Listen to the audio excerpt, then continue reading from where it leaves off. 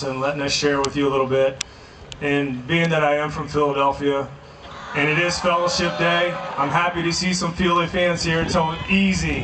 It's my hometown, so thank you guys for coming too.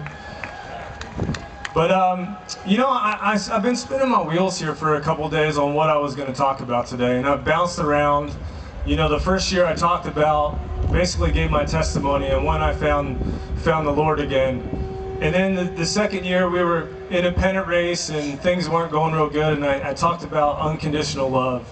And then last year things weren't going really good, and I talked about faith. And then I was thinking today I was going to talk about the Bible. But I think first of all for me, I was just talking to a man backstage and I said, you know what?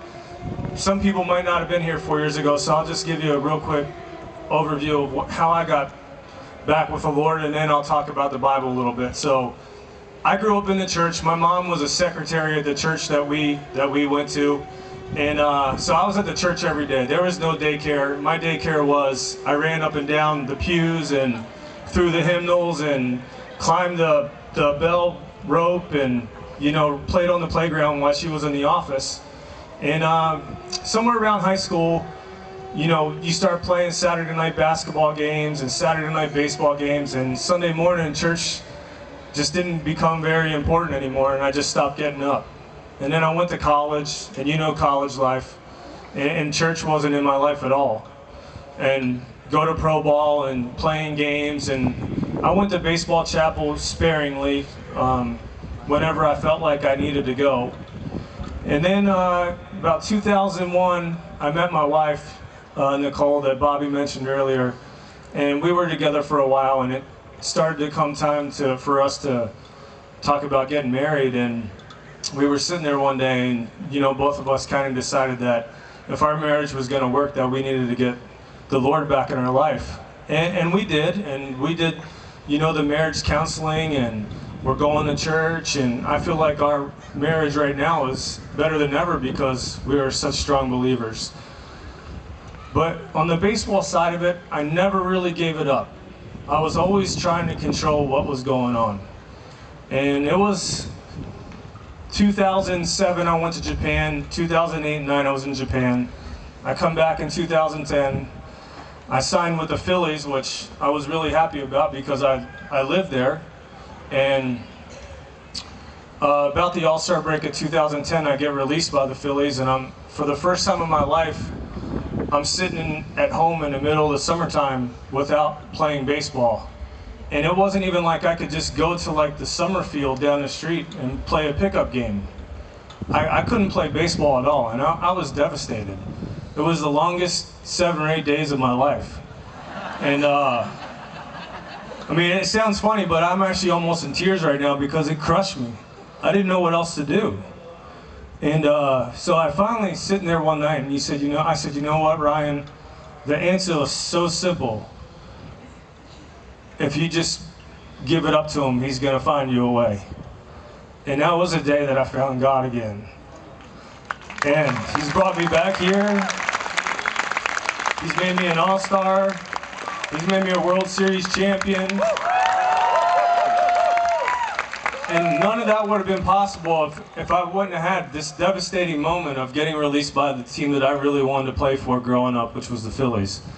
So I took this devastating thing to get me to turn to the Lord, and it's brought me to this amazing place, and I don't want to ever go anywhere else.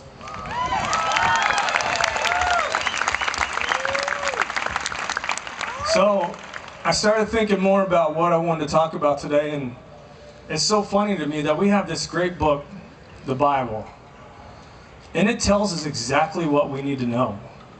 If you pick it up and you read it and take time to understand it, it tells us so many things in there about what we need to do. And he tells us all we have to do is pray and be thankful, and he'll give us whatever we need. And it might not be without trials and tribulations and ups and downs, but at the end of the day, if we're faithful and we believe, it's going to be there. You know, we have all these apps now. You can pull up an app and figure out how to cook a turkey for Thanksgiving dinner. You know, there's books, how to do this and how to do that. And I just think it's funny because the Bible's been doing that forever. You know, it's been the guide tell us what to do forever. And I put a couple verses down here that I go to a lot when things aren't going good, when things are going good. And there's a couple that I go to pretty much before every game, before I walk out on the field. One of the last things I do is pick up my phone. My teammates probably think I'm texting my wife or something, but I'm reading Bible verses. And it's funny because what I'm saying is all these verses are in the Bible. All you have to do is look them up. They're right there.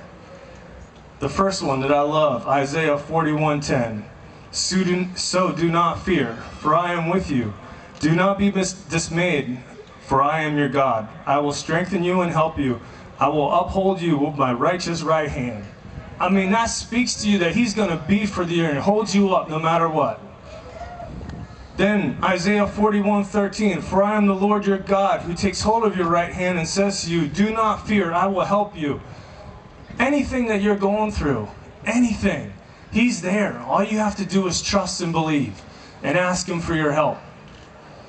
Then Philippians 4:13, I can do everything through him who gives me strength. 2012 World Series, people, I prayed that every single day. Then the best one of all, Luke 1:37, for nothing is impossible without God. What other book do you need to read that can lead you to where you want to be? He's there for you. He's waiting for you. He's waiting for you to empty your life to him so he can help you and take control and guide you.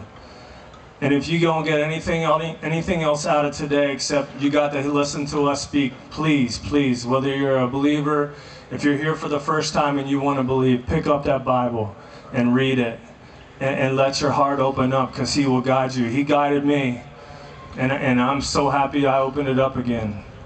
Thank you so much for being here. I hope you guys have a good time. Go Giants.